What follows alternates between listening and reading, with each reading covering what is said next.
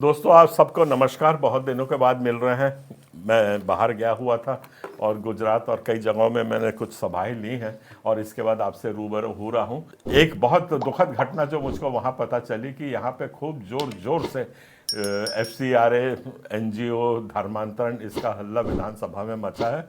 तो हम अपनी समाज की ओर से अपना पक्ष इस वीडियो के द्वारा रख रहे हैं।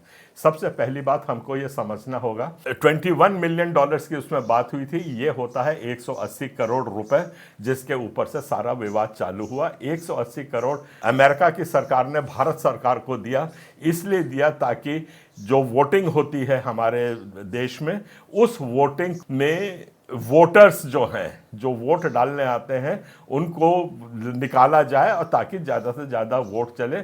इस मंशा से वो पैसा यहाँ पे आया, जिनकी चेयरमैन, उस पैसा की, ये गवर्नमेंट टू गवर्नमेंट ट्रांसफ़र था। उस फंड की चेयरमैन श्रीमती स्मृति ईरानी थी और उसमें का पैसा कुछ छत्तीसगढ़ में भी आया। और छत्तीसगढ़ में आया तो इसके ऊपर बहुत कुछ आरोप लग रहे हैं, प्रत्यारोप लग रहे हैं। बाहर के देश भी कह रहे हैं कि जो दूसरे देश की चुनाव प्रक्रिया में हस्तक्षेप करना अवैध है। इस किस्म की बहस अभी पूरे संसार में छिड़ी हुई है। ये है हकीकत। उस 180 करोड़ रुपए 21 मिलियन डॉलर की, जिसके कई देशों में चर्चा चल रही है, वो छत्तीसगढ़ में भी आया था। इस बात को उठा करके हमारे माननीय सदस्यों ने वहां पे ये बोला है कि वो पैसा NGO को आया और उसका धर्मांतरण में उपयोग हुआ। ये बहुत दुखद डेवलपमेंट है, इसकी हम कड़ी भर्त्सना करते हैं और इसका कोई लेना देना ईसाई धर्मांतरण करने से नहीं है। और दूसरा बड़ा प्रश्न ये खड़ा होता है कि अगर सरकार ने, जो सरकार को पैसा मिला, वो NGO को दिया, तो वो सरकारी NGO थे, तो सरकारी NGO क्या धर्मांतरण में छत्तीसगढ़ में उस पैसे को लगाए हैं, इस पे खोज होनी चाहिए। और दूसरी बात मैं बताना चाहता हूं कि यहाँ पे बहुत जोर जोर से बोला गया था कि FCRA की जांच हो रही है और ये हो रहा है, पकड़े जाएंगे, उनने मेडिकल में इस्तेमाल नहीं किया। ये बात थोड़ा समझ लीजिए।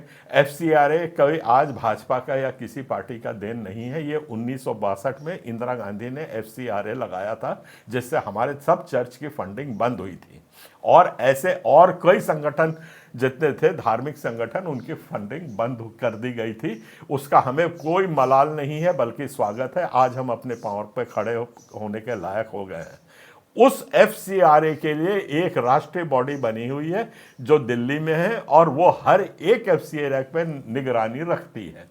पूरी खोजबीन की तरह, उसके बाद उसमें कानूनी कार्रवाई करने की शक्ति, उसके बाद उसके ऊपर उनका लाइसेंस कैंसिल करने के लिए या उसको प्रतिबंधित करने के, ये सारी शक्तियां FCRA की जो बॉडी है उसके पास है। उसका प्रदेश से कोई लेना देना नहीं रहता है। यहाँ पे जितने भी हमारे FCRA चल रहे हैं, मुश्किल से पहले तो बहुत थे, अभी 3 या 4 रह गए हैं, उन पे इस किस्म का आरोप लगाना कि ये मेडिकल के लिए आया था, उसके आया था। वैसे भी राज्य सरकार का कार्य क्षेत्र नहीं है, वो FCRA में अपनी कंप्लेंट कर दे, पर इस किस्म का माहौल ना बनाए जिससे कि हमारी धार्मिक आज़ादी, हमारी स्वतंत्रता प्रभावित होती है। हमारे समाज पे झूठा आरोप लगता है, हम नफरत की दृष्टि से देखे जाते हैं। इसकी हम कड़ी भर्त्सना करते हैं और ऐसा नहीं होना चाहिए।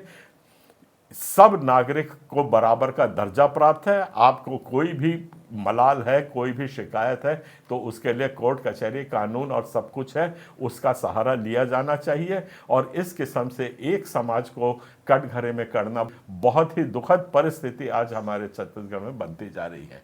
इसमें मैं आग्रह करूंगा कि जितने भी वरिष्ठ यहाँ पे राजनीतिज्ञ हैं, उनको इसमें हस्तक्षेप करना चाहिए। और जितने भी ये यंग लोग हैं जो अभी पहली बार या दूसरी बार चुन के आए हैं, उनसे भी आग्रह करूंगा कि अपने सीनियर्स के साथ, अपने उत्थान के लिए उनके साथ मिलकर काम करें, समझबूझ के साथ काम करें।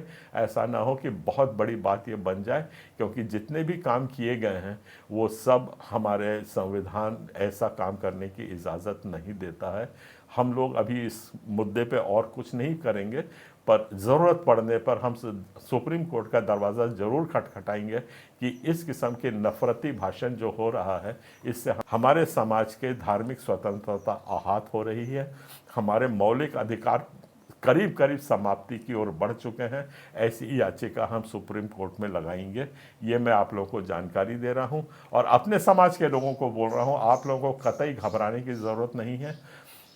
आपके साथ सब बड़ी बड़ी शक्तियां जितनी भी इस देश में विदेश में है, सब आपके साथ हैं। आपके दुख दर्द में हर लेवल पर लड़ाई लड़ी जा रही है, और क्रिश्चियन फोरम भी है जो आपके साथ हर कदम पे खड़ा रहेगा।